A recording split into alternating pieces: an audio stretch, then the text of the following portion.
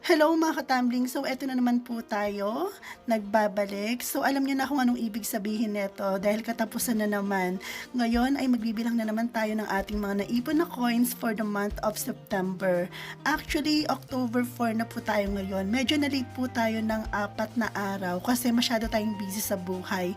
Marami po tayong inaasikaso at ngayon din po medyo inuubo rin po ako, sinisipon ako. Kaya hindi rin po ako makapag-upload ng video. Anyway, mga katambling, ito nga pala yung mga naipon natin na coins for the month of September.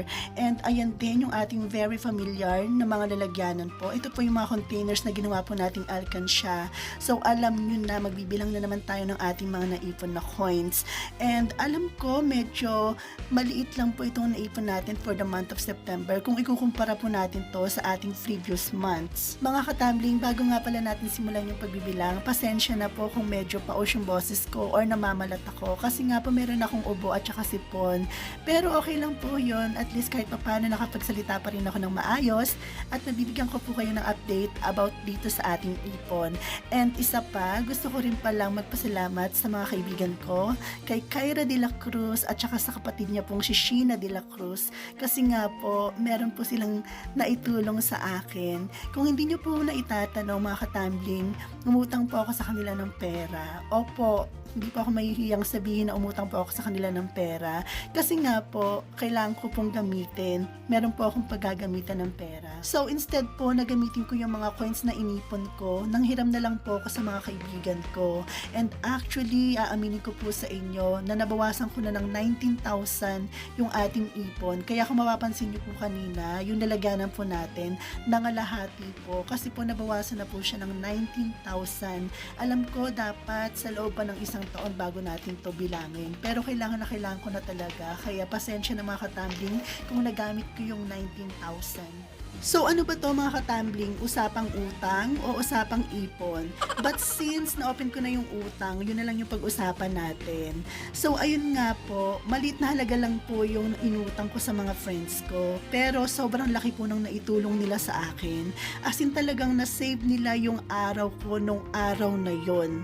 Kaya nagpapasalamat po ako dito sa dalawang babaihan na ito. Kay Kyra at saka kay Sheena. Kasi ang laki po nung naitulong nila sa akin. Maraming salamat sa inyo, girls. Kung nagtatanong po kayo mga katambling kung nabayaran ko na po yung utang ko, opo, nabayaran ko na po. Kasi humiram po ako nung September 29 and ngayon po, October 4 na po tayo ngayon.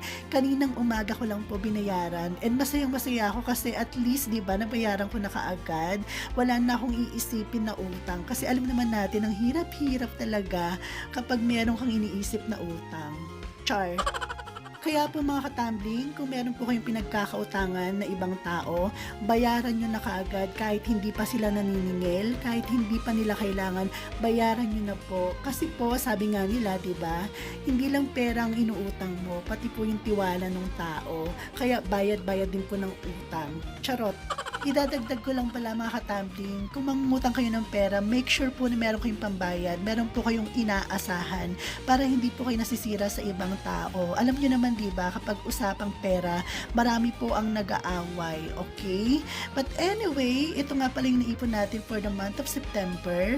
Nakaipon po tayo ng 3,335 pesos. Alam ko po maliit na halaga lang po ito, pero kapag naisama po natin to sa ating ipon, malaking halaga na po yan. Yun lamang po mga katambling and maraming salamat sa panonood. And sa dalawa ko pong kaibigan, ano ba yan? Bakit may manok na naman na tumitilao? Again, maraming salamat po sa dalawa kong kaibigan, kay Kyra at kay Sheena. Sana pagpalain pa kayo ni Lord at sana lalo pa kayong yumaman para naman makautang ulit ako sa inyo. Charot! Yun lamang po and maraming salamat. Bye!